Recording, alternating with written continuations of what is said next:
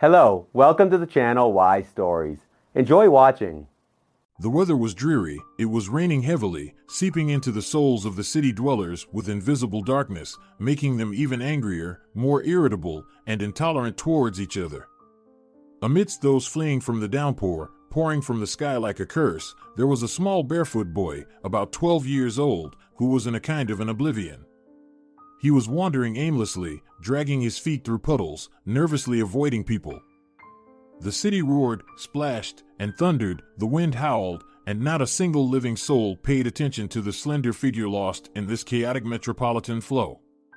Completely soaked, the boy, whose name was Miguel, found his way to the outskirts and noticed some abandoned building. It seemed to be either an unfinished construction site or an uninhabited structure left to decay. The first floor was cluttered and messy. Old rags, trash, bottles, and glass shards dangerously littered the surface that was once a floor covered in brown paint.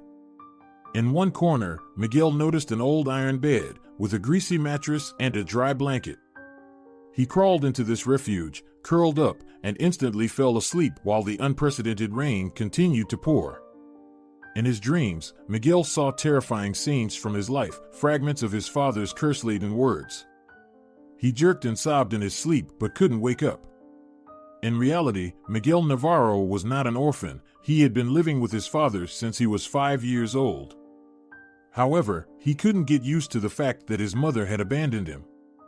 Memories of a carefree childhood with both parents suddenly gave way to beatings and humiliation. Why did his mother treat him so cruelly? It was an unbearable time. Miguel's father, Pablo Navarro, had moved to a new apartment with a young woman and told Miguel to call her mom, while his beloved mother, T, who had protected him from his father's anger, had disappeared. Pain and resentment settled in the child's soul. His stepmother despised him, schemed against him, lied to his father, claiming that Miguel didn't listen, behaved badly, insulted others, and even had fights. Pablo Navarro, who was a retired officer, loved his son. Fate had given him his son in his late years, but he never showed his feelings. Over time, Miguel became convinced that his father hated him. For any mistake, the former serviceman severely punished his son, taking a long, heavy whip and firmly teaching the unruly boy a lesson. Such discipline was considered necessary for nurturing the spirit, but from Miguel's perspective, it was just unbearable trauma. The first blow was excruciating. One day he woke up, and his mother was not there. His father didn't explain anything and silently went to his study. The little boy thought that his mom would surely return soon, but by the evening, she was still nowhere to be seen. When he asked his father, the man took out the whip and punished his son. A man doesn't ask foolish questions. You should remember that. But why can't I? Before the boy could finish, the whip struck his back, and in pain, grief, and humiliation, Miguel stopped asking anything. He just waited for the day when the door would open and his mother would walk in. Then he remembered 5 sleepless nights, a week-long fever, unfamiliar men's voices, and a bright white room with soft beds. Kind nurses in white coats visited the boy. One of them asked about his father, trying to assure him that he wouldn't be given away, but his father had to explain how they treated the boy at home. Miguel remained silent, as if he had suddenly forgotten how to speak. It felt like an endless number of days and nights had passed. The family moved, a new mother figure appeared, and his father continued the harsh upbringing. Stepmother Olympia wanted to get rid of the gloomy boy who harshly punished him for every minor mistake or poor cleaning.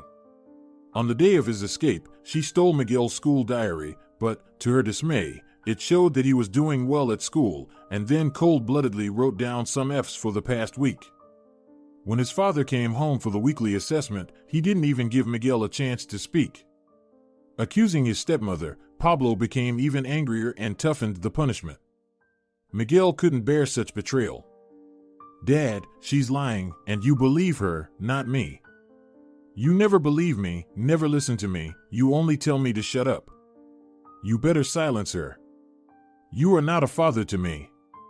Not a father. I hate both of you." The boy wriggled out of his father's grip, skillfully evaded him, and dashed barefoot out into the rain. Then he was running without looking back, exhausting himself, sobbing inconsolably for a long time.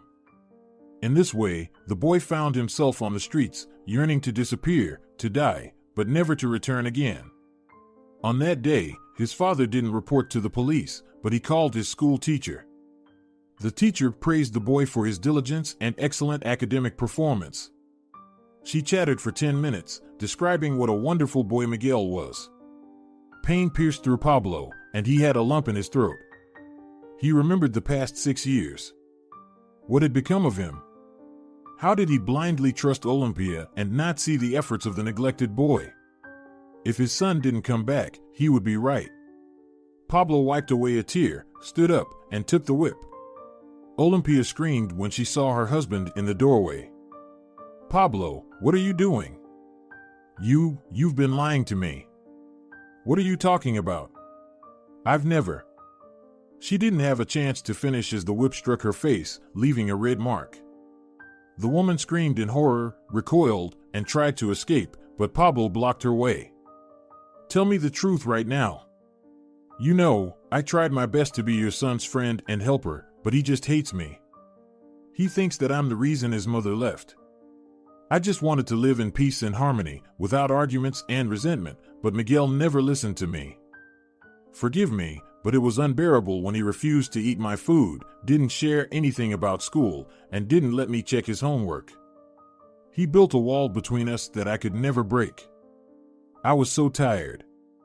Nobody but you cared for the child, and because of you, not me, he ran away. I believed you until the end. I've heard these stories 1,000 times. I just called his school teacher, and they told me that there are no issues with his studies. What do you say to that?" Pablo angrily shouted, wanting to strike, but then changed his mind, exhausted as if the whip were too heavy to lift. "It was a test. I didn't mean to do it like that. I just needed to tell you something important. Yes, we've been fighting for your attention from the very beginning. Miguel, what is he? He's a child, yes, a cunning one. You spent all your time with him. If he wanted, you'd go to the park together without me. When the boy was sick, you spent 24 hours by his side. But what was left for me? To wait and hope that you'd stop being so attached to the little parasite and remember that you have a wife. I forgave you everything. You and your tea, and the child on the side. And what about you? Without asking me, you brought Miguel into our home. I only exist like a servant all these years. Pablo, I hate him. He took everything from me. He turned my life upside down. If not for him, we have our own child. If you want to know the truth, there it is. I've been waiting for Miguel to die or leave the house. Now, I got what I wanted. You didn't get it. Now you are left alone. Get out of here, so I never see you again." That evening, Pablo realized that he had been living next to a monster. Instead of a wife, he had a son. By morning, the weather had calmed down. The rain had relented, and the timid sun was peeking through the clouds, weakly warming the earth submerged in mud and water.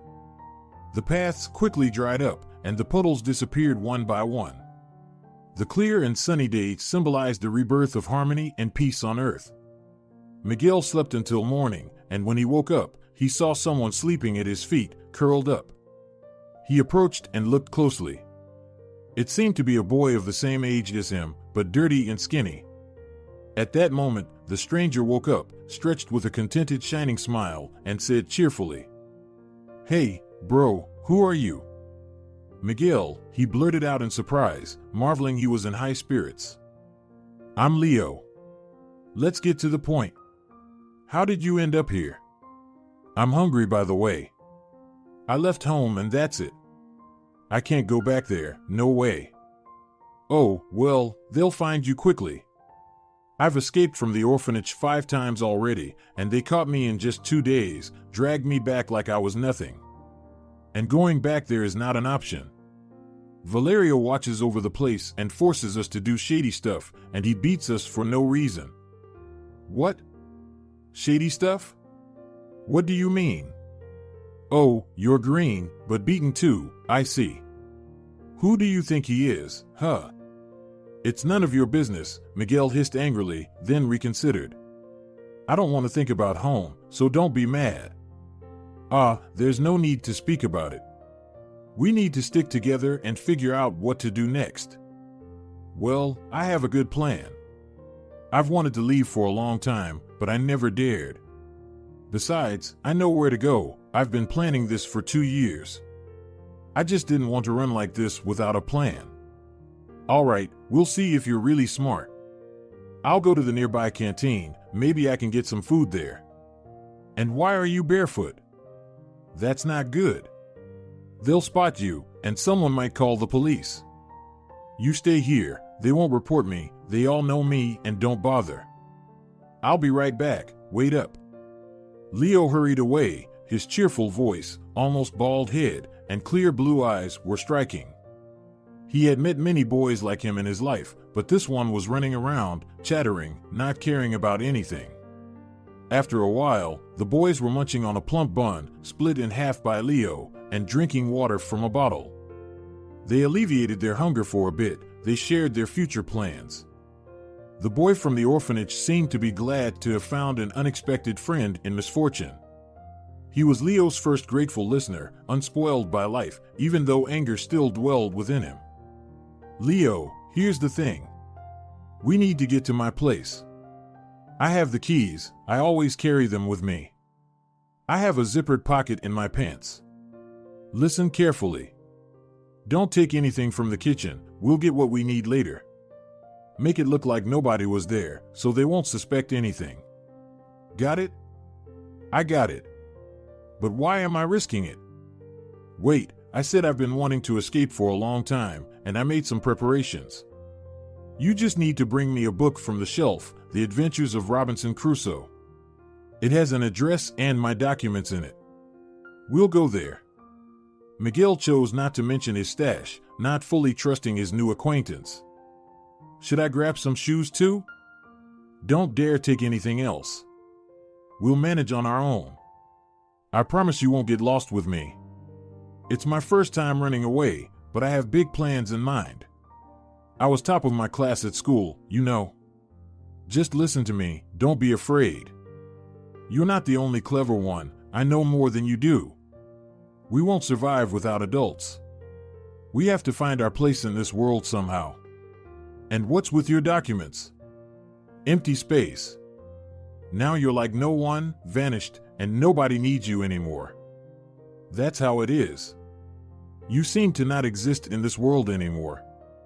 Forget about it. Let's go to my place, and I'll explain everything later. Fine. But when your parents aren't around? Stepmother is working late today. She's on the night shift at the factory. I need to look after my dad when she's gone. He's supposed to go fishing today. So, you check just to be sure. Call. No one will open the door, then come in. Having carefully planned their escape, the boys tidied themselves up. Leo turned out to be a slim, long-legged handsome boy, exuding optimism and joy. He was dressed in a good sports suit, black sneakers, still not too worn out, and a khaki-colored cap on his head, making him look quite impressive, more grown up. In contrast, Miguel looked like a runaway boy from home, domestic shorts, a tank top, and bare feet. The escapee had a gloomy appearance, his rough dark brown hair standing on end. His brown eyes gleamed angrily, and he glared fiercely and sternly from under his brows. Leo looked at his new friend and shook his head. You shouldn't go out looking like this. They'll figure something's wrong right away. I walked through half the city like this yesterday, and no one paid attention to me. That's because people weren't looking at each other yesterday. They were searching for shelter from the pouring rain. People become absent-minded and indifferent in the rain.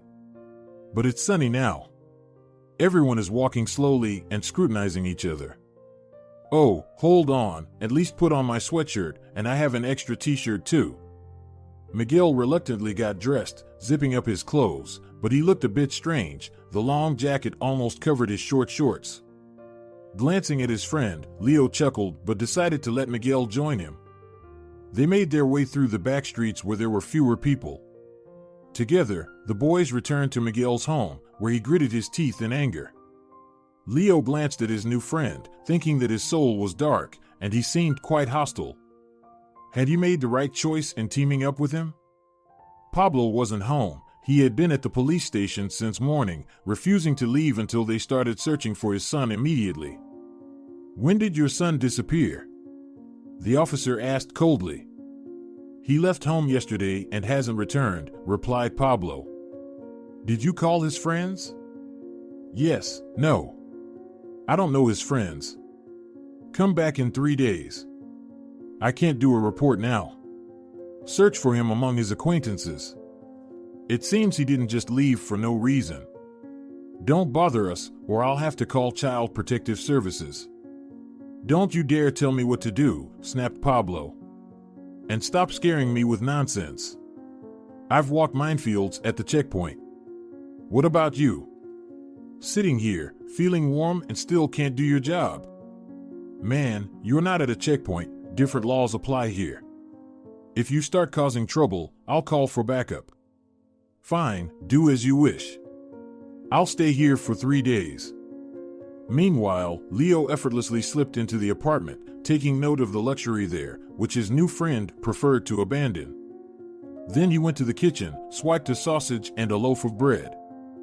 Finally, he found the required book, grabbed the shoes from the hallway, closed the door, and returned to Miguel. Miguel gave Leo an angry look as he noticed the food and the new shoes, but he waved his hand without saying a word. He put on the shoes, and together they made their way to their hiding spot. Along the way, Miguel seemed to lag behind, but later took out a bill from a stash hidden in the book. With this money, they bought juice and then retreated to an abandoned building. After a satisfying meal, Leo was unusually cheerful. He secretly admired Miguel, who had told him about his school earnings. "So, my friend, we can go anywhere," Miguel concluded, not bragging about the sum he had. "But it's not that simple. We can take a night bus. They are searching for us now. I once rode to the next city among the luggage in the trunk. Well, they're busy loading from one side, so you can sneak in from the other side and hide in the huge compartment at the bottom. They won't notice if you're quiet. But where are we going to go? We'll go to my grandmother's. My father and I were there a couple of times. Since then, he hasn't talked to her. Marlene doesn't listen to anyone. She's gone wild, pouring her sorrows into alcohol. My dad doesn't visit or care for her anymore. She's been alone for 2 years. I was there once, when our class went on a hiking trip. I asked for permission and walked all the way to my grandmother's. She didn't recognize me and kicked me out. She's begging now, just to get some handouts, and then drinks it all away. The neighbor told me about it. So why do we need to go to your grandmother then? You are such a fool. She's my relative, supposedly my legal guardian. We'll register you as my brother. Don't worry, I'll buy you the necessary documents. Grandma doesn't remember anything, she'll confirm everything. She'll do anything for money. Just give her some cash, and she'll help us with whatever we want. But your father will find you quickly. We'll hide, we'll pay the neighbor too. What does she care about me? I'll tell her that things are tough for me, and so on. We'll study here. Got it? We need an education, otherwise, we won't have a chance in life. It'll all work out fine. But won't the teachers report to my dad? Let them report. I told you we'll hide. For a week, a month. My dad will understand that I'm studying. I don't want to see him. But we need to get our school documents. Don't worry, I'll figure everything out. Let my grandmother request a transfer to another school. It's possible, I checked. And what about me? I need to think about that. You know, you won't need to study, you'll work for me, doing various tasks. You'll be my business partner. I'm listening to you, and I can't help but think that it's better to endure Valerio at the orphanage and try to get an education myself. That's right. And you, with all your cunning and anger, you only care about yourself, and I'm just a servant, like a courier. How is this better than being in the orphanage? They feed us there, and then they'll give us a place to live. And what guarantees do you offer? What if I run away? Deep down, I know it's wrong. You're a coward. In the times of difficulties, you want to go to the place where it's always calm and stable. You are a dreamer. Go back to your father, it's safer. Stand your ground, prove that your stepmother is wrong. You can do it. Invite someone from school to testify, don't act like you're someone you're not. I've never had parents, I've been alone for 13 years, I've never heard any kind words, I had no gifts, no place of my own. I've never known any other life, class, canteen, and a rag in the hallway, year after year. That's hopelessness. Look at me, I'm not angry like you. I'm here for you. The world isn't my enemy. No one is to blame for my loneliness. Who gave birth to me, God will judge them, I've forgiven everyone. And what about you? All dark and angry. Leo spoke calmly, without sorrow, even quietly and humbly. Then he raised his voice with conviction and ran away swiftly, leaving Miguel to snort and shake his head. He had no time for this pitiful, timid, and somehow offensive, smiling boy. Miguel had firmly decided to go to his grandmother's village, buy her favor, and hire a caregiver if needed. He had a stash of almost $1 million, brand new bills saved in parts over the years on a children's account. His father was unaware of the scheme since the card was provided by a local classmate. Keeping money on the card was risky, after all, it was someone else's account, but Miguel loved cash, and only it gave him a sense of security and satisfaction. Leaving the city was decided upon right away. The runaway bought a backpack, packed food, a smartphone, it was with a pawnshop SIM card, spent a long time choosing a sweater with an internal pocket to keep the money close to his body, and decided he would need 2 sweaters. In the first pocket, he put the money, zipped it up, and then put on a hoodie over it. He chose white pants, making him look more powerful and imposing. At night, he sneaked onto a bus, hiding among the luggage. After 3 hours of shaking, the boy finally emerged when someone retrieved their luggage at the next stop. The driver shouted something after him, but he sped away. He could have walked the rest of the way, but the night scared him, so Miguel found shelter in an unfinished store where none of the workers had yet arrived. At dawn, the boy continued his journey and reached the village an hour later. He didn't get lost, thanks to the navigator he had activated on his phone, and he had already studied the map of the area. He knew the area well, having absorbed the geography lessons perfectly. The grandmother's house looked forlorn, with an overgrown garden even in the middle of June. The gate was ajar, barely holding up. The boy glanced around, saw a brick path leading to the house, and lifted one brick to create a hiding spot. He wrapped the money in a plastic bag, buried it in the hole, covered it with soil, and then closed the brick, leaving only a few bills in his pocket. The door to the cottage was not locked. As he opened it, a horrible, old smell of sourness, urine, and moonshine hit him. Leaving the door open, the boy opened the windows and removed the black, dirty curtains. Then something heavy fell on his head. Good thing I hid the money, he managed to think before falling to the floor. A formidable figure of a grandmother stood above him. She was wearing some intimidatingly colorful dress. "Who are you, and why did you break into my house?" she demanded. "Well, Granny, you're still not bad," the boy replied. "I'll beat you right now." "No need, Granny, I'm your grandson, Miguel." "Miguel, you're not welcome here. Get out immediately." The combatant Granny raised the poker again, and the boy crawled under the table, but then carefully looked out and started saying softly, "Oh, you're quite the poet, but listen to me first. I didn't come empty-handed. I brought you a gift." "Well, come here then, show yourself." "It's good that something finally came into these hands," she said. Miguel sighed and emerged, understanding that she must have had some alcohol in the morning. "Marlene, here's what I brought." The crafty boy pulled out various sweets, a box of chocolates, cheese, sausages, and sprats. Well, that's good. That makes a difference. Sit down, and I'll make some coffee. Marlene looked around and realized that there was no boiling water. The kettle had broken a long time ago, and dirty dishes had been left since yesterday. The pot was occupied. Miguel decided to take care of it and please the old woman. He sat her down on a rickety chair and rolled up his sleeves, putting water in a basin to wash the dishes. He kept busy for an hour and then heard a terrible crash behind him. Marlene had fallen asleep right there, still holding the sausage in her hands. She was snoring peacefully and showed no sign of waking up.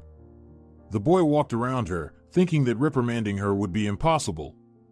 So, he placed a pillow under her head and covered her with a blanket. From that day on, he took care of his grandmother, and she took care of him. The strict upbringing from his father had taught him how to manage a household and not to fear hard work. After cleaning the dishes, the boy swept the house, wiped the floors as best as he could, threw the curtains outside, and decided that he couldn't deal with the dirt alone. He also changed the beddings, which surprisingly turned out to be crisp and clean. He made himself comfortable on the decent-looking couch in the living room. The joy of being independent and not facing unfair punishment filled his soul. In the kitchen, he had to work the longest. He took out 2 bags of trash to the yard, unsure of how to dispose of it later. He cleaned the fridge, threw out spoiled pickles and leftover food, and decided to go to the store. He had to ask the neighbor for help, and she told him where to take out the garbage, complaining about his grandmother's visit. Then she escorted him to the store and helped carry the groceries, grumbling about wastefulness.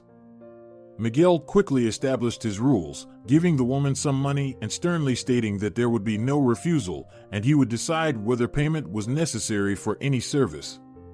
Returning to the cottage, he unpacked the groceries and wondered what to do next. He finally found some old potatoes in a bag, boiled them, and sliced bacon, fish, and sausages. Marlene, who was sleeping until the evening, woke up because of the smell, as she was hungry.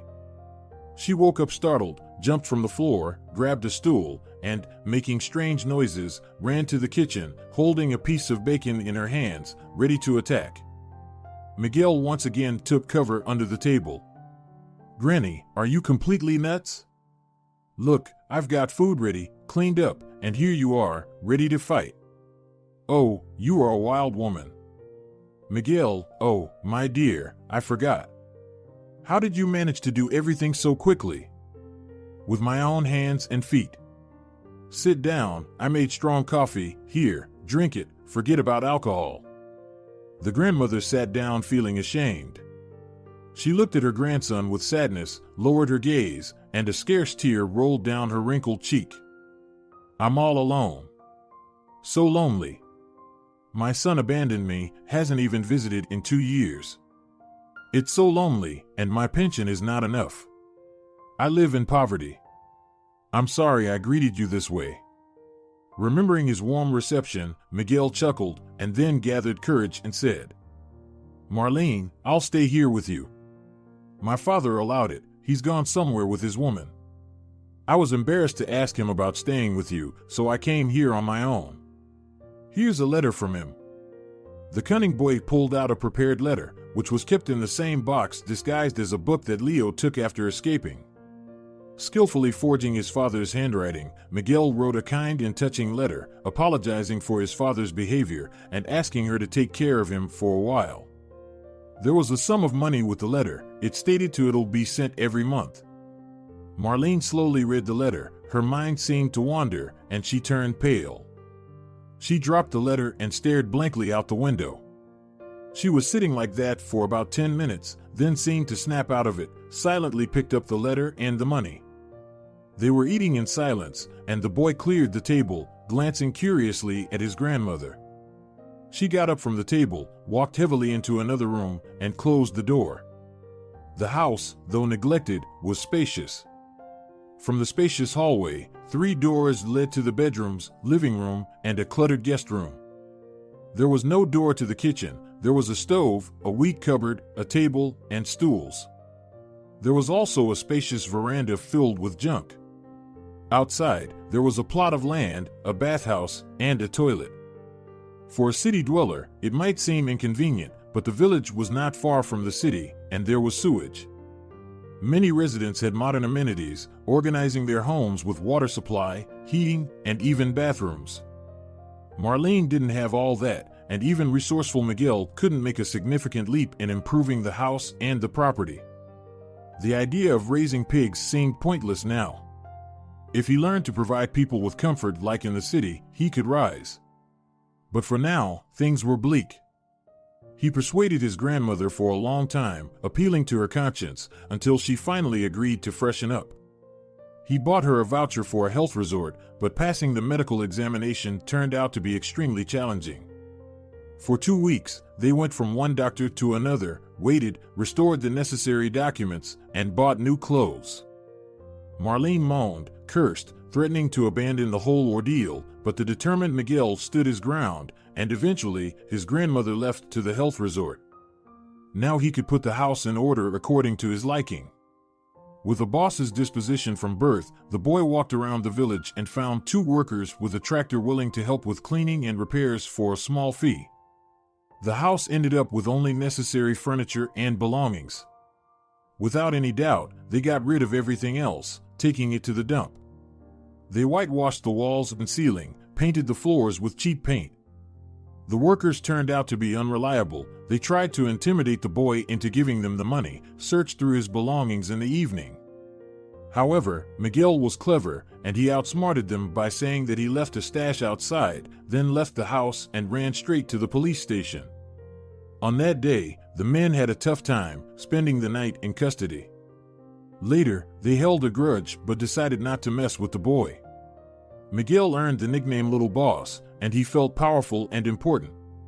He posted advertisements offering help with house chores. He didn't want to burden his grandmother with work, and he wouldn't have time to handle everything himself.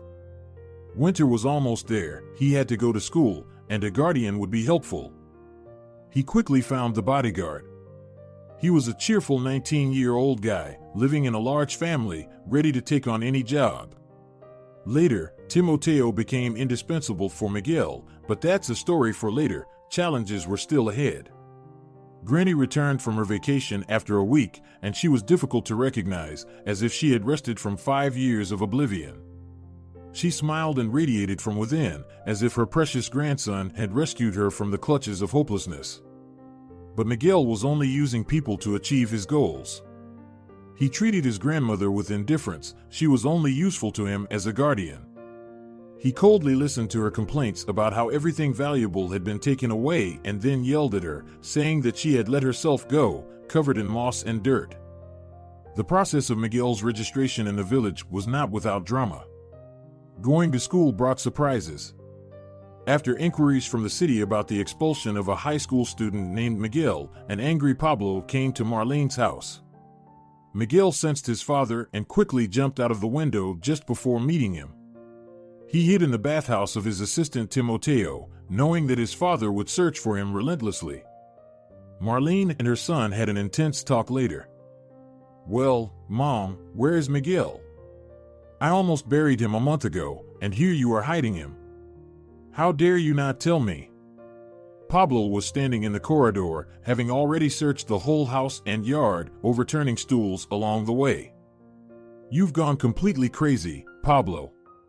Here, read this." Marlene went to her room and brought back a letter. Miguel's father stared in amazement at the letters, identical to his handwriting, and quickly read the message. "Yeah, this little rascal really got crafty. It wasn't me who wrote this. My son twisted things around. What's this all about? Did your child double-cross you? You treated him like he was a mess, so he ran away. Shut up, old woman. Do you remember how you lived and how you turned your back on me?" As soon as Pablo left the house, his mother said with a surprised look, "But you see, it's fine now. Look, Miguel did all of this. He made everything clean and neat. He even found me a helper, and everything is running smoothly around the house. That worker of his, he is something. And you? What have you done? Tell me, what have you done for your mother? Remember, you can't fix a person with yelling, hitting, and hurtful words. You can only fix a person with good deeds. You should understand that. Your son is not a fool, even though he's young, he's wiser than you. You raised a difficult boy, and he's got character. He's teaching me things now. He won't forgive you, never will he forgive you because you didn't value him, and you hurt him deeply. I've seen it all. He has scars on his back, it's heartbreaking to look at them. You're not a father, and you're not a son. Pablo was listening to this tirade, and in his heart, he knew his mother was right, she was always right, but his pride wouldn't allow him to admit it. He stood in the corridor, turning pale, clenching his fists in anger, and only the thought that he could only do evil deeds stopped him from punishing his mother for her cruel words. He kicked the door with his foot, stormed out, searched the yard again, went to the neighbor, asked for Timoteo's whereabouts, and went to his house to interrogate him. The imposing, tall, and burly man towered over Pablo menacingly. "Why are you coming here? This is a private house, I won't let my family down. Don't play games, where's Miguel? I just want to talk to him properly. I want to apologize. Things will be different now. Son, come out to your father, let's make peace. I know I was wrong. I admit it. Well, you visited Grandma and now it's time to come home." The man tried to force his way into the yard, pushing the owner. Timoteo sternly brandished an axe he had taken out of the shed and advanced towards Pablo. In that moment, a voice from above told, "No need. Leave him." Miguel stood on the sloping roof of the high bathhouse. "As you wish," the guy with the axe said quietly and stepped aside. Miguel, my son, I never thought I'd see you. Forgive me, my dear boy. Everything will be different now, let's make amends. I was wrong, I admit it. Come down to your father." "I have no father." "You should leave, man, you mean nothing to me. Otherwise, I'll jump from here. I'd rather die than live with you. And take the documents from the school and leave Grandma's place. I have everything I need, go away." "Well, how can you say that? Everyone deserves a chance, you can't do this to me. You had many chances, it's over now." Miguel lifted his leg, as if he was about to jump down immediately. Pablo recoiled in horror and rushed away.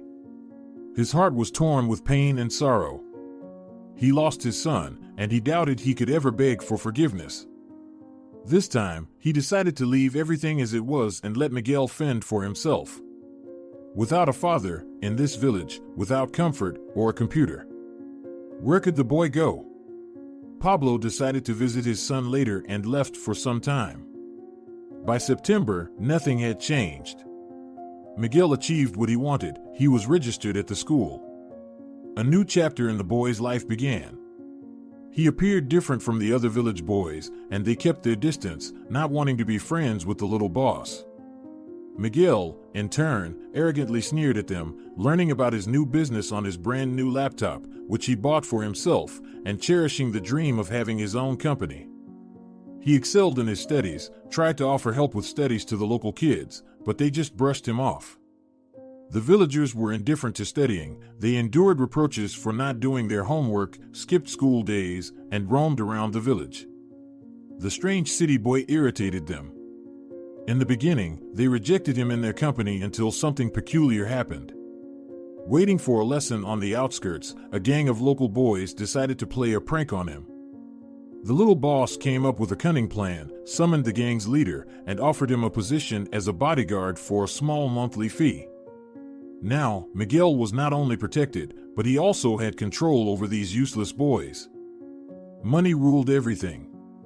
Over the next 4 years, that truth was proved for Miguel not once. Even at his young age, he managed to start a business. The idea came naturally, solving problems related to home comfort. Studying the intricacies, poring over books and encyclopedias, Miguel decided to start small, with water supply and boiler installations. Timoteo went to the city and brought back a graduate student from the Communal and Construction Technical School who was a promising and talented engineer named Samuel. He settled in Marlene's house, and though she grumbled, she didn't dare argue with her grandson. With his small team, Miguel took their first job while still attending high school, and it went well. They divided the profits among three of them. Elated by their success, the boy continued studying entrepreneurship while his team took on any job related to property improvement as well as household chores. Only his young age prevented Miguel from expanding and formalizing everything properly and opening an office. In high school, when Miguel turned 16, he passed his exams successfully and got accepted into a college of economics and law. During this time, his team nearly fell apart twice. The first disaster came from the city. A local businessman met with the young man and threatened trouble for his worker Timoteo. He was afraid for his family. The assistant backed out of his duties and tried to find a job on his own. Samuel, on Miguel's advice, held back, helping local wealthy families with small plumbing jobs. But that was not the level of work that could bring in substantial income. Confronted by competition, Miguel found a different way to bypass it. He planned to move to the city where he was studying. Marlene wept and lamented that she wouldn't be able to manage alone, but her grandson didn't listen, packed his belongings in silence, bid her a cold farewell, and left. Left alone, Marlene pondered deeply. She could never understand this person. He had taken care of her for 4 years, and now he left without leaving her a single penny, not even saying thank you. It seemed his heart was locked away, as though he refused to show any emotions. He never even looked at the village girls, considering them unworthy of his attention. Miguel not only didn't squander his savings, but also multiplied them. He rented a spacious apartment and set up an office in one of the rooms. But he couldn't immediately continue with his plans. Fate tripped him up again. Though Timoteo returned to the boss, unable to find a better job, Samuel adamantly refused.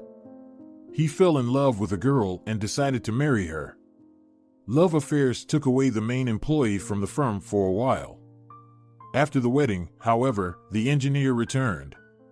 He needed to provide for his family. Following a family council, his wife allowed him to save money for an apartment in the city. Miguel's studies didn't take much time. The company expanded, and they had enough orders. About 10 new employees with different specialties joined the team, and accounting was set up.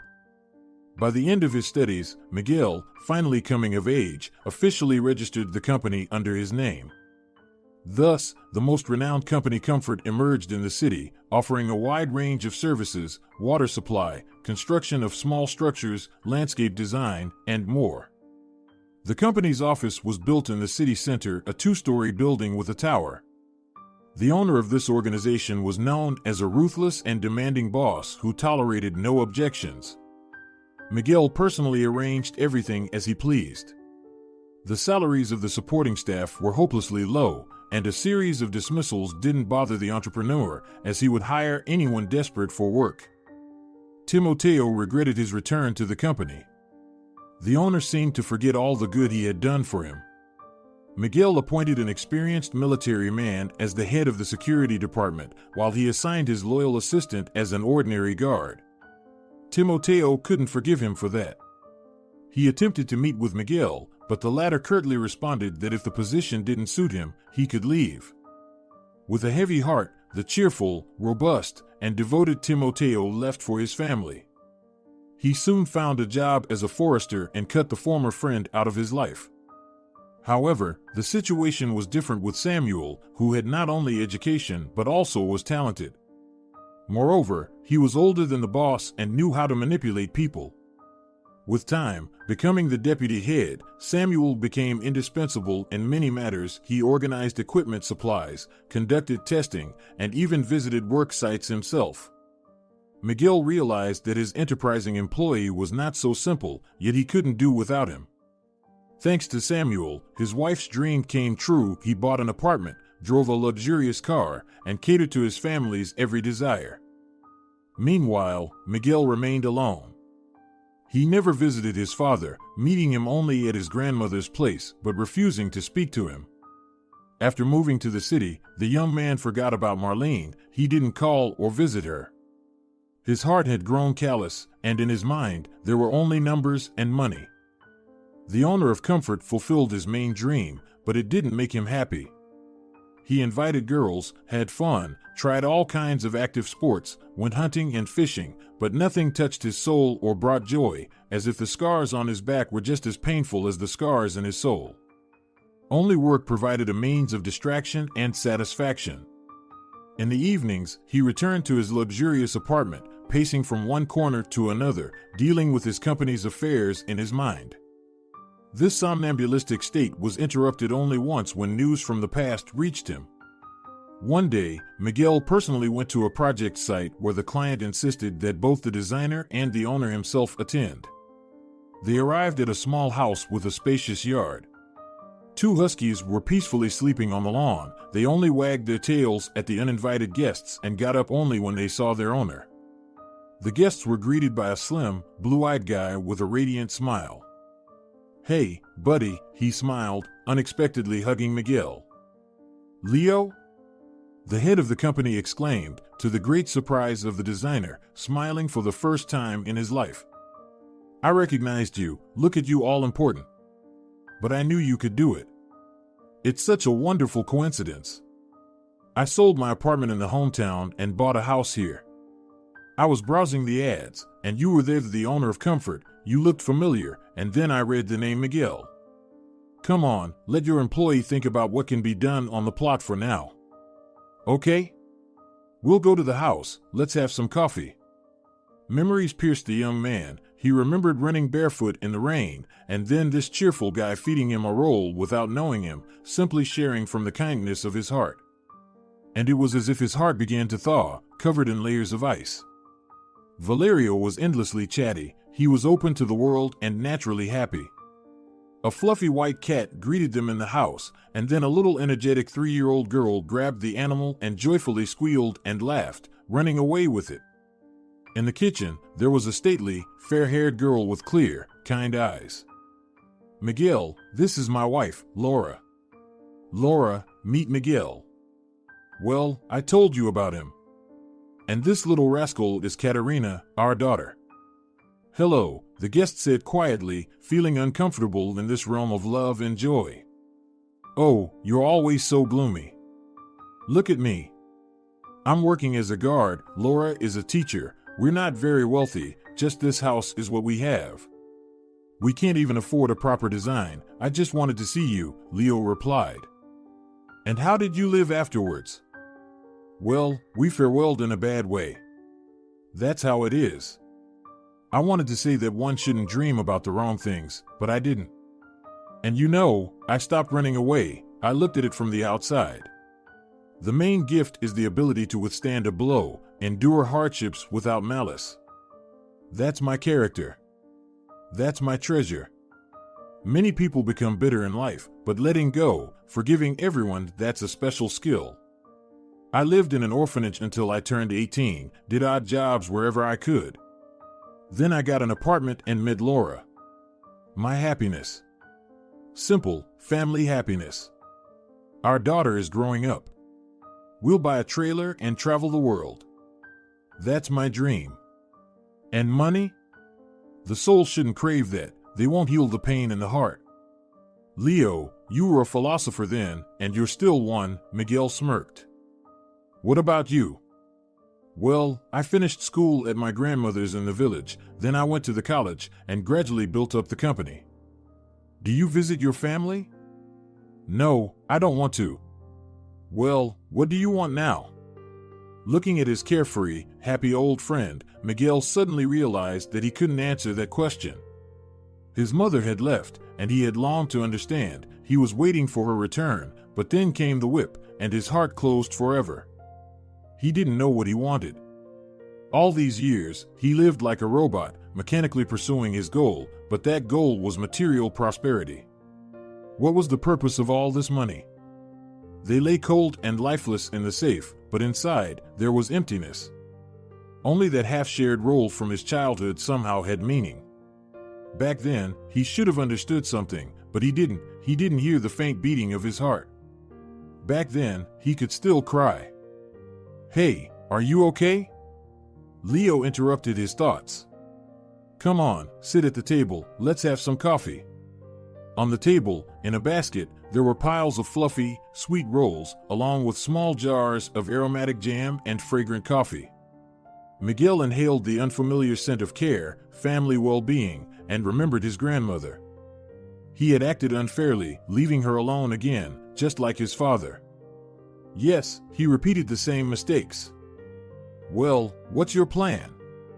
Maybe we should go on a hike together?" Leo asked. "I'll think about it.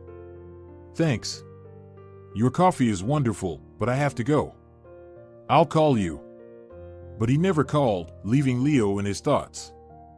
However, the friend understood that it wasn't the right time yet. A whole life was ahead, and something extraordinary had to happen for Miguel to wake up from his slumber. For now, his icy heart covered itself with a new layer, shaped by annoyance and envy. Leo? Who was he? Just a simpleton. What was the point of learning from him? Yes, what did he understand if he was poor, with a daughter and a wife? On that day, Miguel fired a woman whose child was always sick and then received several quite profitable orders. From the office, he went straight to the sauna, taking Samuel along. They had fun until late at night and returned home at dawn. The conscience, briefly awakened, hit again, and Miguel formed a cunning plan in his mind. What was the family idol for? He wanted to prove that money solves everything. Leo's wife caught his eye with her charming face and simple manners. Before, he had to deal with spoiled dolls, cold and incapable of care or heartfelt conversations. But Laura intrigued him with her feminine charisma, so he decided to visit his friend's home. First, as a broad gesture, he offered to do the garden design for free. His gesture would certainly be appreciated. The next morning, Miguel visited Leo's house and found Laura there alone. "Hello, Leo's not here. He'll be at work until evening," she simply said. "Hello, I brought a plan. The designer sketched it out. It's a gift for an old friend. If you like it, we can finish it in 2 days. The area is not large. You shouldn't have done it. But let Leo decide. Come on, sit down since you're here. How about some sorrel soup?" "With pleasure. If it's not too much trouble, I'm just a freeloader. Wait, I brought some candies and wine. I don't drink alcohol. But I won't refuse something sweet." They sat next to each other, and Miguel felt an inner excitement. He wanted to hold this touching woman's hand, feel her warmth, but it was too early to act. He stood up, thanked her for the extraordinary soup, and said goodbye. At the exit, he accidentally blurted out, "I'm heading to the city park now. There's an equipment maintenance order there. Maybe we can take a walk?" "Well, it's inconvenient. Although I've been there alone before, my daughter is at the daycare nearby." "Well, everyone needs a break from their cares." "All right, but then straight back home." Miguel seated Laura in his luxurious convertible, and they strolled in the park for a long time, trying out all the carousels. Later, Miguel treated Laura to an exquisite restaurant meal. They arrived home in the afternoon, and Laura asked him to drop her off at the daycare center next to their house. As he opened the car door, Miguel's hand accidentally brushed against hers, and he felt a tremor in response. It was the first genuine emotion he had felt in many years. Laura rushed off, and Miguel returned to his cold, dreary home. The game didn't go as planned, and an unknown feeling began to awaken in his heart. For 2 days, the boss himself handled the minor project, the garden design. He visited Leo and gave orders, transported materials himself, and befriended the Huskies, Max and Molly, but he couldn't win over the cat. The darn thing kept biting and scratching him and then, having had enough, ran away. Meanwhile, Leo only showed up in the evenings and scowled, noticing the furtive glances Miguel cast towards his wife. But it was too late. Laura suddenly felt an irresistible desire to explore the secrets of the somber yet well-groomed, courageous, and handsome man, her powerful boss. As they said their farewells, the owner said to his former friend, "You should have always stayed away from me. Don't come again, you've confused Laura's mind, she's become a different person, as if you smeared her with your darkness. Don't ruin our lives, mine, hers, and think about my daughter. You grew up without a mother, but what will it be like for her if she goes through the same thing?" "Don't worry, buddy, look at the garden I've created," Miguel responded. "I don't need your garden, I need my family, and I'll pay you for your work, don't worry." "Well, goodbye." Goodbye. For 2 days, Miguel contemplated his decision. He decided to act in his own way, and he was irresistibly drawn to Laura. He wanted to hold her slender waist, kiss her tender lips, cheeks, neck, and shoulders.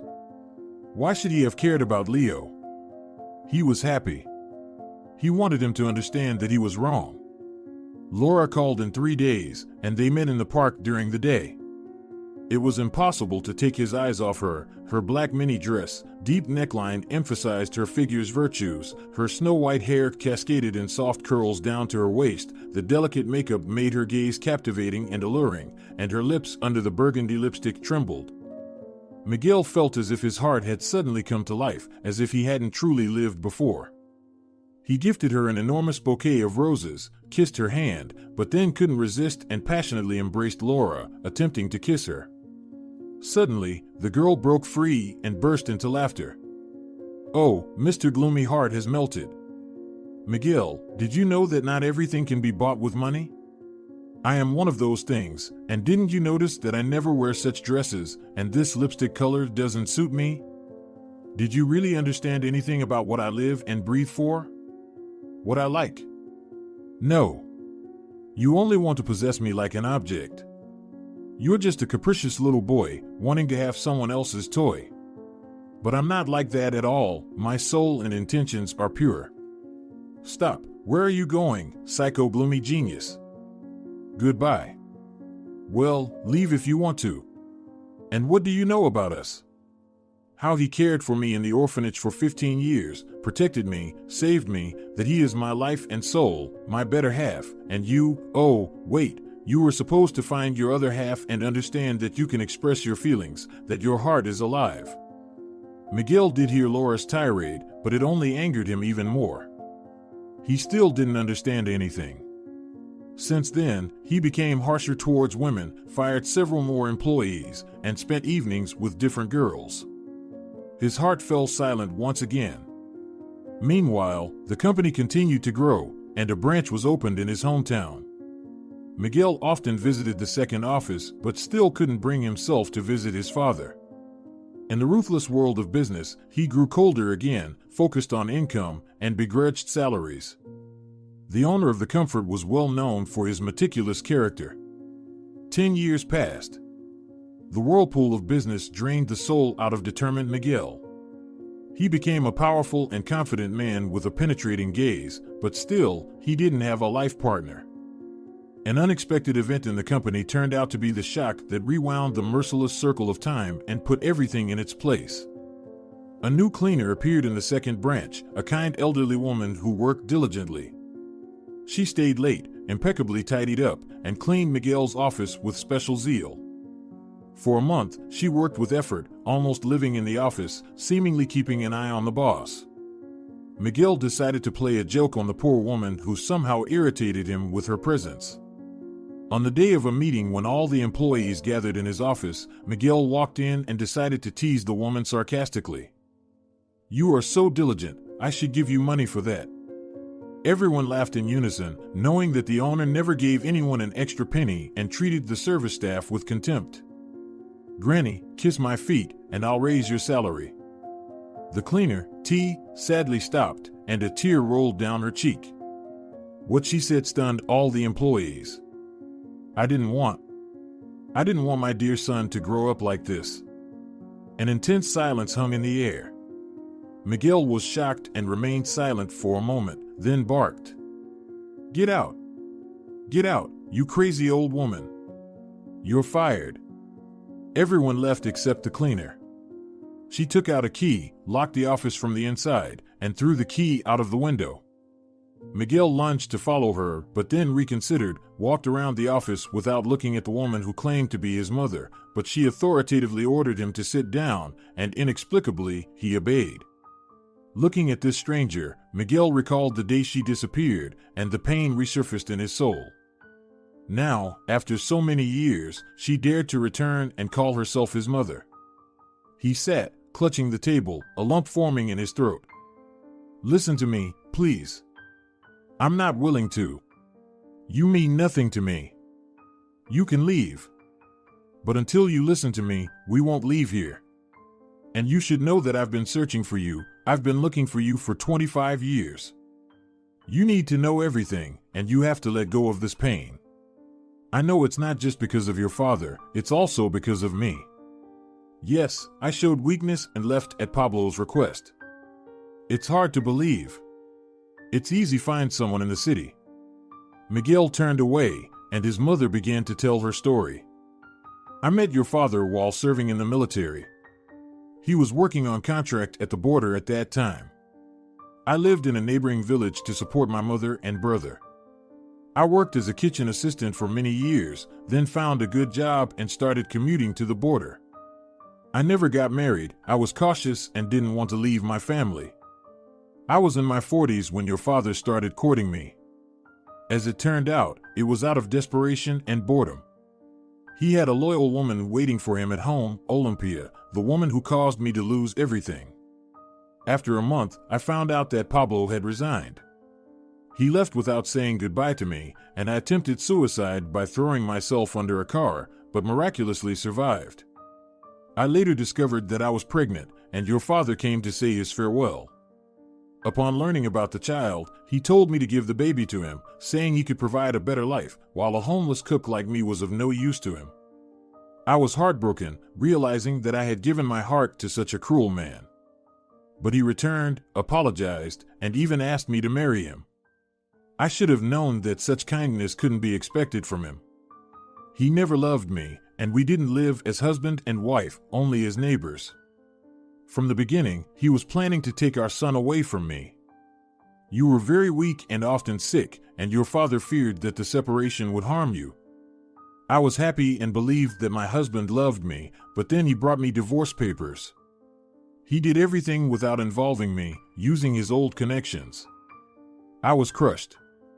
I packed you up and wanted to leave secretly, knowing that your father wouldn't just give you back to me. However, Pablo got ahead of me. While you were asleep, they came from the hospital and took me away. Your father paid a crazy amount to have me confined to a clinic. They took away my parental rights. When I was discharged, you were already gone. Later, I found out that you had moved to another city, and I was left running around between foster care, nursery, school, and passport office. Your father had taken care of everything, silencing everyone, and no one could help me. After leaving the hospital, I was left on the streets, working as a janitor, barely making ends meet.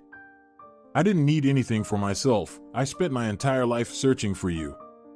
By chance, an acquaintance gave me your grandmother's address. When I came to the village, she said you never visited her, and that Pablo had disappeared, not leaving any address and completely forgetting about her existence.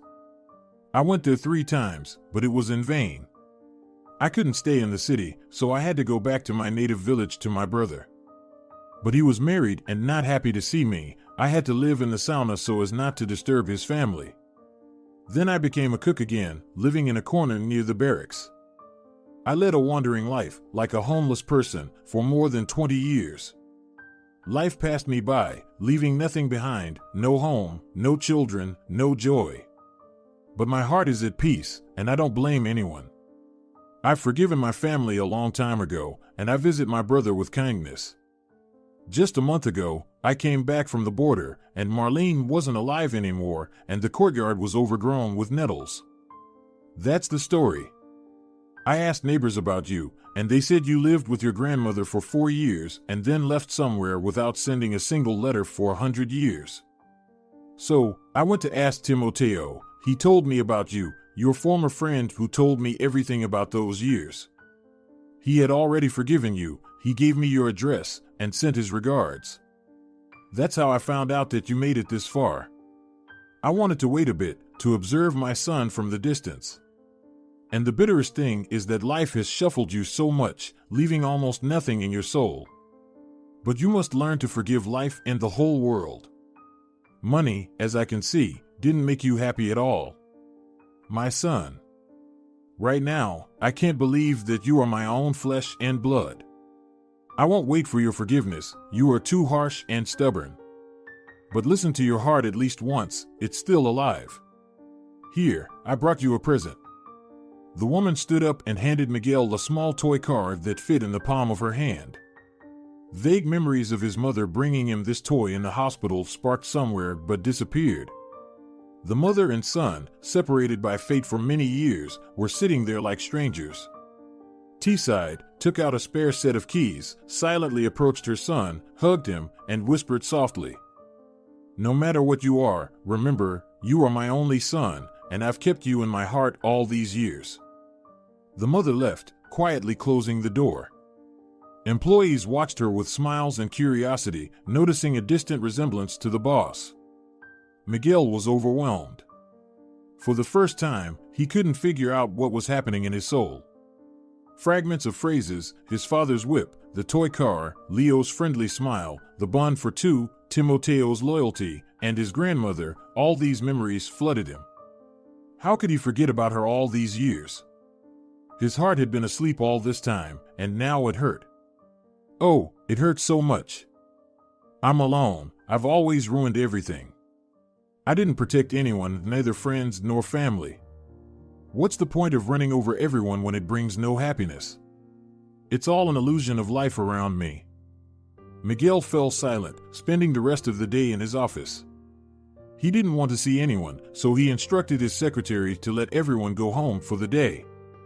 The company was in turmoil, gossip and rumors about the boss's strange behavior spread like wildfire. The sudden order left everyone shocked. It had never happened before. Urgent orders required immediate execution, so eventually, the bewildered employees dispersed. The owner of Comfort walked through his properties, then silently left, leaving the security guards puzzled. Miguel got into his car and drove to his father's home. The apartment was open. With a heavy heart, he walked into the hallway. Familiar walls and distant memories surrounded him. A young unknown woman in a white robe came out of the room. "Hello, who are you visiting?" I came to see my dad." "Pablo?" The woman raised her eyebrows in surprise. "I'm sorry, I'm the caregiver. Your father has difficulty speaking and moving, he had a stroke. But why didn't you come earlier?" Miguel swallowed hard and quickly walked into the room. At the sight of his aged father, his heart clenched. "Dad, I'm back." He approached and squeezed his father's weakly responsive hand. "My son." "Dad, forgive me. You know I forgave you a long time ago, but my heart seemed asleep all these years. Everything is in the past now, I forgot, I should have visited. Grandma, she didn't wait. Yes, I know, I don't deserve her forgiveness." Pablo smiled and pointed upward, indicating that Grandma sees everything from above, then fell into oblivion, as if he had fallen asleep instantly. The caregiver, watching this, wiped tears streaming down her face. "What's wrong with Dad? He gets tired quickly if he's too agitated or tries to talk too much. Let him rest. Would you like some coffee? How should I address you?" "Miguel." "And I'm Luz." "Come, you're at home here, and I'm a guest," she smiled and suddenly blushed. As if a veil fell from his eyes, the young man now saw, felt, and experienced life. In front of him there was a simple, smiling, rosy-cheeked girl with a light brown braid. He hadn't encountered such natural beauty in a long time. The uncomplicated tea party brought tranquility, and Miguel's revived soul joyfully appreciated the simple pleasures, perceiving scents and tastes differently. Overnight, they bid farewell to Luz. Why wasn't he angry at his father anymore? Why did he rush to him, forgiving him instantly for the long history with his mother? Contrary to logic, why had he come to the betrayer? In his mind, something clicked when he learned about his grandmother's death. The lock fell off his heart, and time turned back. In that moment when his mother disappeared, he realized that she didn't betray him. He had just forgotten about her over the years. Memories had faded. He needed to get used to tea again. His father had been there all these years, but he hadn't even thought about him, forgetting that he was his own flesh and blood. Miguel's father loved his son in his own way. He just didn't know any other way to do it. Miguel left his car by the entrance and returned to that distant day of escape. He walked to the place where he spent the night with his unexpectedly found friend. Now, a brand new 9-story building was there, with children playing and frolicking in the yard. Miguel walked to the station, reminiscing along the way that he had made the same mistakes as his parents did. He didn't stay in touch, he was cruel and selfish. Each action could be justified by human weakness. His father had stumbled once when he took tea in, but what could he do if his heart belonged to someone else? Apparently, he deeply loved Olympia, to the extent that he committed terrible deeds for her. But Olympia was unhappy in her own way, as the love of her life brought another woman's son along. How could they come to terms with that? As it turned out, Pablo loved his son more than Olympia, since he couldn't forgive her for her actions against his stepson. Out of fear of losing his son, he stopped communicating with her. And Miguel? He just grew resentful. And in the process, 4 lives were destroyed, both the mother's and the father's, as well as Olympia's, and the grandmother didn't see her grandson's awakening. He was simply selfish, a worthless person who didn't do anything good for others. He even helped his grandmother out of greed and abandoned her when she became useless. These thoughts tormented him as he turned them over in his mind. Miguel approached the ticket counter, purchased a bus ticket, and as if transported back to that same day, he arrived at the stop early, walking to his grandmother's village. It was dawn. Hot July sun warmed the earth. Peaceful fields with buckwheat spread around, and the ears of grain gently swayed in the wind's rhythm. The land shimmered with green waves, bringing solace to all living beings. The sun timidly emerged, greeting the world with its warm rays. Calm, silence, harmony. As if entranced, with every fiber of his soul, Miguel felt united with nature. When he reached the outskirts, he paused, took a deep breath, and smelled the aroma of wormwood, honey, and freshly baked bread. Then, he slowly headed toward the cemetery. He struggled to find the hill with the name Marlene Navarro. Falling to his knees, the grandson was crying, cleansing his soul of its last remnants of bitterness. "Grandma, forgive me, I realized too late that you are the most valuable person in my life. The ability to cherish those who are close." "Son," a familiar voice called out, "you understood everything correctly. I'm proud of you, and now I cannot worry about it." Miguel turned around, stood up, and like in his childhood, rushed toward her, hugging her and laying his head on her chest. "Mom, you came back, and I've been waiting for you." From that day on, a completely different life began, as if the years had no power over them. The mother and son tried to make up for the lost time together. Together, they decided to stay in the village for a while, away from the hustle and bustle of the city. Miguel enthusiastically shared stories of his life and attentively listened to his mother's tales of different military stories. They restored the house with their own efforts. The old house was falling apart. Ideally, it needed to be rebuilt. They visited Timoteo, who had started his own family and lived not far from the village in a well-built forester's house. Miguel finally understood what true happiness and tranquility meant. Together, they visited his father.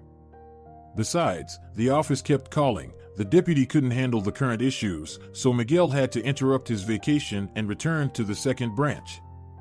First, they visited Pablo, and his mother hesitated to enter his room but eventually did and silently sat in a corner on the table. "Well, hello, Pablo, I see you've aged." "Well, I'm not getting any younger either." The man got very nervous, quickly sat on the bed, and mumbled incoherent phrases. "Oh, come on, lie down, don't worry, I no longer hold any grudges. I let go a long time ago. Look, I've seen our son. T, my dear, stay, the patient weakly said. Well, if you want, I'll sit with you. After all, I never got remarried, I loved only you. But let's not dwell on the past. Miguel entered, visited his father, and they left, leaving him to rest. They decided to let Luz go. Now, his mother wanted to take care of her ex-husband herself. The caregiver explained the care he needed and prepared a comprehensive list of recommendations. With Luz, Miguel left the apartment and invited her on a date. Just a month later, they got married. He couldn't have imagined a better girl. She was sincere, caring, beautiful, and fell in love with her future husband at first sight. The company no longer provided the same satisfaction as before, so Miguel decided to sell his first branch to Samuel, who took a small loan and bought half of the business. By then, the engineer had become an experienced businessman, having accumulated a fortune. Miguel transferred the second branch to his mother. The former cleaner once entered the company as the owner, stunning the employees who remembered how their former boss used to behave rudely with the service staff. Running the business was challenging for the woman. At first, she consulted with her son, but later, she hired a director. T divided the profits equally, transferring half to Miguel's account each month. Miguel's father felt much better. He learned how to walk again and spoke more clearly. The former miser was unrecognizable. He made a luxurious gift to his friend Leo, wanting to reconcile with him. Miguel bought a huge trailer and drove it to Laura and Leo's house. The hosts initially refused such a gift, but eventually decided that they could all go on a trip together. Thus, a curious company gathered in the former orphan's garden, organizing a family council. The families of Leo and Miguel met in one place for the first time. T and Pablo refused to join the trip, so it was decided to send the young ones on tour. The bright September enticed the travelers with uncharted expanses. They planned the route to the farthest point of the country. It was a grand project. Leo's daughter ran around with the map, packing backpacks, showing unheard of agility. Only Luz was sad, trying to dissuade her husband from this venture. Miguel worried about living someone else's dream.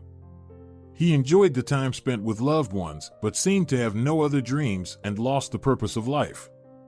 However, the idea of the road soon fascinated him, and after a week, in mid-September, the 5 travelers set off and reached the place where they planned to make their first stop and take a walk. An hour later, the trailer stalled. Miguel noticed that Luz was noticeably nervous. The unfortunate start of the trip upset not only her, but everyone else too. They decided to hire a mechanic. While they were waiting, they parked the trailer and asked a passing car to help move it off the road. They organized a picnic and called the station to inform that the mechanic would only come the next week, so they decided not to call other services and stayed overnight in the field.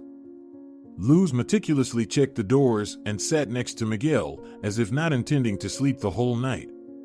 In the morning, she opened her eyes, having dozed off by the bed, but her husband was gone. Leo, Laura, where's Miguel? What are you yelling for? He probably went for a walk. Let him sleep. Don't scream like a maniac, you'll wake our daughter. In the middle of the night. What are you talking about? The door was open, but I closed it. All right, let's go look together, Leo agreed gloomily. Dawn broke outside, and the sun peeked at the earth sullenly from under the clouds. The morning coolness refreshed, and the boundless fields of corn stretched around them. Miguel was nowhere to be seen. Miguel! Luz screamed anxiously into this wasteland. Why are you shouting? Let's wait a bit before panicking, he took his phone. Call him before making a fuss. They returned to the trailer. Miguel's former boss's phone was inside, ringing listlessly. An hour passed, and Miguel did not return. He had disappeared into the night, leaving even his shoes and warm clothes behind. He left barefoot again, Leo said sadly. What are you talking about? Laura asked. Well, nothing. Some stuff. Maybe I'll tell you later. What should we do now? Mom, I'm hungry, Katerina, Laura and Leo's daughter, interrupted the conversation. Wait for a bit, I'll make sandwiches, her mother brushed her off. We need to go back, Leo said convincingly. They had breakfast in silence, waiting for the city mechanic. They wandered around aimlessly. Finally, the mechanic arrived and had been working until evening but found the cause. Somebody played a joke on you, there's water in the fuel. You'll have to use another fuel, he said. The travelers gasped in unison. It was a deliberate stop due to someone's malicious intentions. They had a reserve of fuel in jerry cans, so the car was soon ready for the trip again. 3 phones received a message from an unknown number. With amazement, they read, "I have arrived in town." Miguel. No, it wasn't him who texted us this, Luz insisted. Well, he's quite a character. I still can't figure out what's going on in his head, Laura said. But he could have done it to make the journey more interesting, like a quest for us, Leo mused. This man is a fool, Katerina chimed in with a mischievous smile. Her friend sternly looked at the girl, then burst out laughing genuinely. They managed to lighten the mood. Why then did we have water in the gas tank? Luz persisted. Well, it was probably him trying to entertain us. It seems we were getting bored, Leo said thoughtfully. After calming down a bit, Luz agreed to continue the journey with everyone, although her heart told her that Miguel was not there, and they should return home. She knew that there was someone who never approved of her life partner. The day before the trip, she received a note saying, "The road of your evil boss won't be long." That's why she was anxious and didn't trust the message allegedly from Miguel. The road seemed long, and the tension did not subside, they only stopped once. Laura took the wheel from Leo, who went to sleep. By 2 a.m, they reached the edge of a regional center. The woman drove into a field, turned off the engine, and went to sleep. In the morning, Luz disappeared just as suddenly as Miguel. The spouses found that she had left her phone in the trailer. She wasn't outside. An hour later, a similar message arrived. I left. Luz. Leo got worried. What's going on? Is it another prank from Miguel, who can be expected to do anything, or is it a kidnapping? The family was in danger, continuing the journey into the unknown. Leo, I'm scared. Let's go home. But what about our friends? I don't think they're there. Call the number where the message came from. Well, start with asking about the weather or something. I don't know how to do it. It was decided to find out how things were with their parents. What they said scared Laura. The parents received an even stranger message, "See you soon." Luz. Miguel woke up and found himself in an unfamiliar place. It was a small room with a cot and a window with bars. His head was throbbing. He remembered falling asleep while Luz was sitting next to him, and now he woke up here. He jumped up, feeling dizzy. The door was locked, and no one answered when he knocked and shouted. Miguel was not visited for a long time. A small, nimble man threw him a piece of bread and left a jug of water without saying anything else, then closed the door. So, he was a prisoner. Soon, his family would be asked for a ransom or the company. He may have earned some enemies over the years. Miguel had no intention of sitting locked up in this small, stuffy room. He hadn't faced such difficult challenges for a long time, and this situation sharpened all his abilities. He peered outside and saw nothing but desolation around. No one was on the street. The bars were securely installed, and the door was locked. By evening, he felt weak and hungry. He finished the bread in the morning, and there were no new supplies of the food yet. Miguel took his predicament calmly, figuring out how to escape. When he heard the key turn in the door, he hid. With all his strength, he knocked down the visitor and rushed outside. In the dimly lit corridor, he dashed away, reaching the nearest exit and froze. There was no way out. He was securely packed in this gloomy place until the kidnappers got everything they wanted. With a joint council, Laura and Leo decided to stay in the city. While waiting for news, they visited the sites and tried the local cuisine. Katerina, however, became sad, not understanding where her aunt and uncle had gone. She felt that an enemy would come for her soon or, even worse, take her mom or dad away. She decided not to sleep all night and keep watch. The troublesome trailer, which brought so many questions, was heading back. Laura and Leo took turns driving the car. They sat together in the cabin, anxiously looking at the road. Taking a minute's break, they stopped to visit their daughter. Katerina was awake and handed her phone to her parents with horror. The screen displayed the message, "Don't go there. Protect Katerina." Laura screamed, convinced that her daughter would now be kidnapped. It seemed that someone invisible was watching them and just playing with their fate. So, we were on the right track. Someone really doesn't want us to return. They're leading us away from the city, so we won't get in their way, Leo said. Yes, but we need to be cleverer. We must leave the trailer behind. From now on, we should continue the journey by car, Laura replied. And what? Will we call a taxi? Yes, I think that's the best solution. The travelers parked the trailer in the nearest village and called a taxi from the city. While waiting, they decided to tidy up and gather necessary belongings.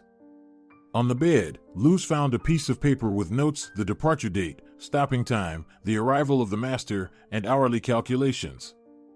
Why would they need to write all this down? Leo wondered. After some thought, he folded the note and carefully inspected the belongings.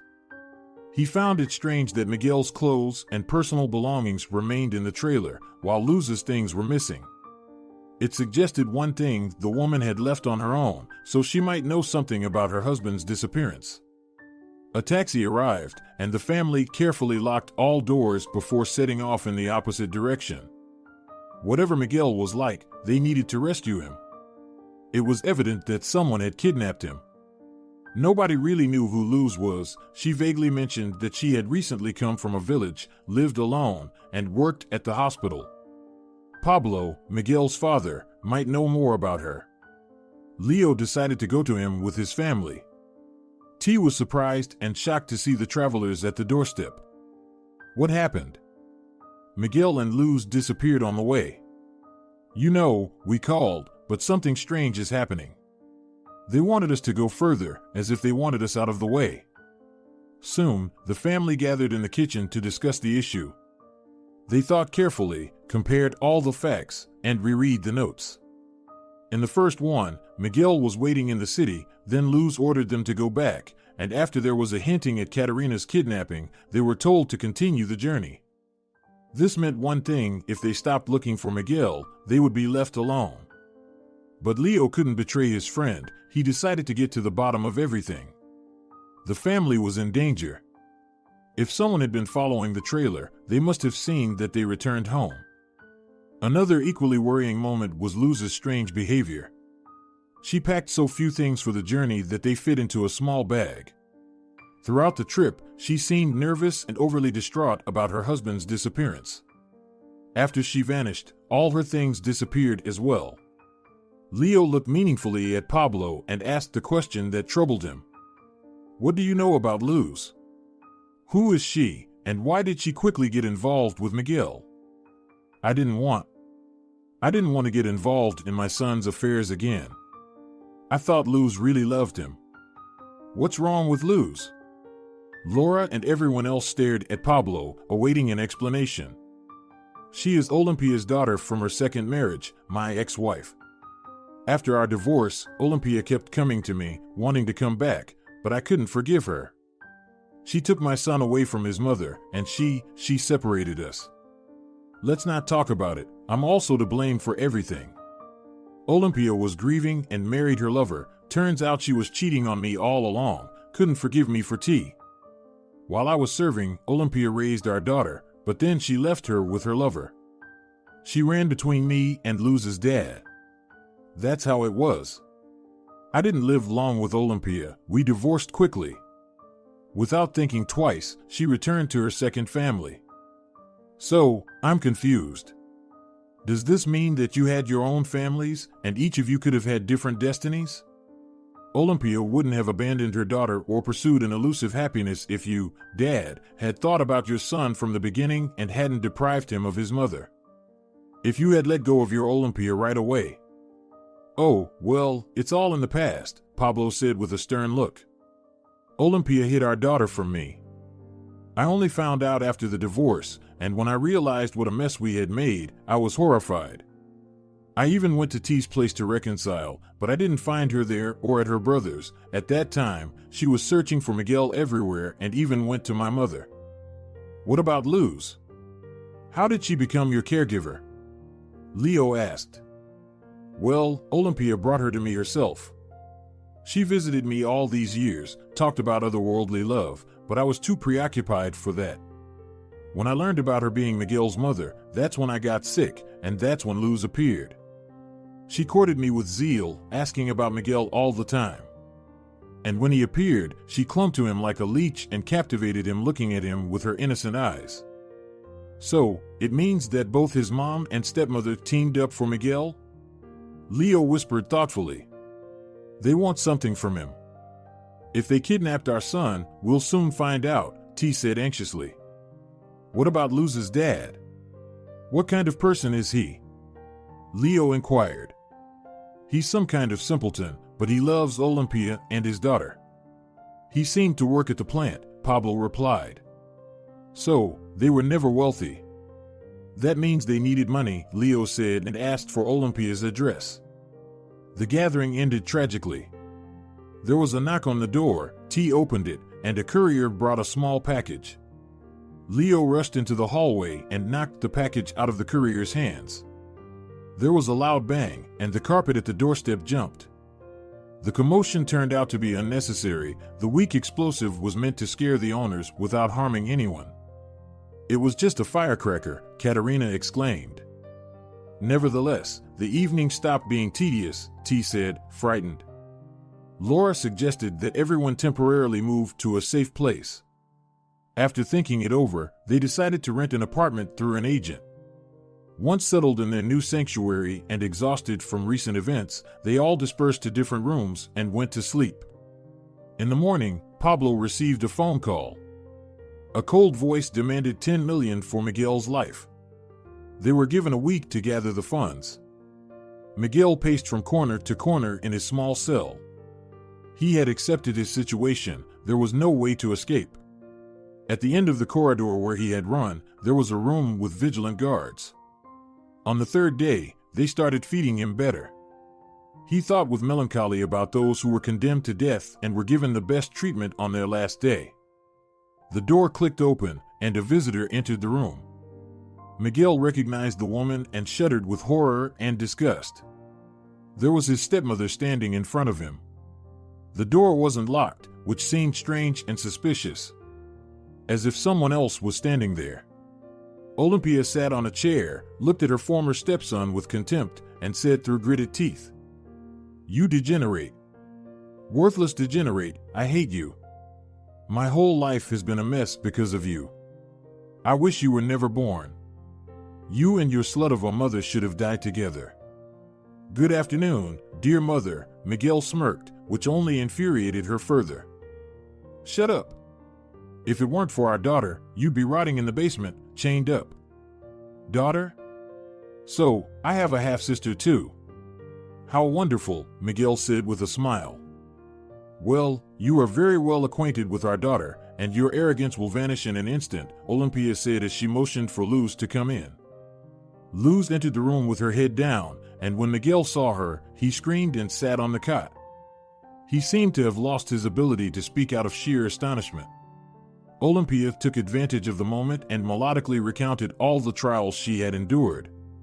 The main one being that Miguel was the cause of her separation from Pablo, the only man she had loved all her life. Olympia had gone mad when she learned about her stepson's wealth and success. They lived almost in poverty, barely making ends meet, while Luz worked at the hospital to help her mother and father as much as she could. Pablo's illness came at the most opportune time for Olympia. She had a plan that she wanted to execute with the help of her daughter. At first, the plan seemed hopeless. The son didn't show up at his father's house, but then he suddenly appeared. Luz managed to charm Miguel. Olympia wanted to exploit her son-in-law's wealth through her daughter, But something unimaginable happened. The company was sold, and the second office was registered under the mother's name. Luz could be left with nothing, although she regularly shared her husband's money with her mother. Buying the trailer for her friend seemed crazy, but after some discussion, they decided to use it to their advantage. They decided to kidnap Miguel and demand a ransom from his family. They planned the escape routes. Olympia found a house abroad and planned to leave with her daughter as soon as the deal was done. Throughout the journey, Olympia followed the travelers. Luz opened the door, and her mother administered a shot with a sleeping drug. The guys hired for a substantial sum transported Miguel to the city, and then Luz successfully played the tragedy. At night, she packed her bags and left the trailer. They tried to scare Leo to dissuade him from looking for his friend on his own, but it was unsuccessful. In her heart, Olympia was afraid of Leo, who was an active man with lots of life experience and could find out the truth.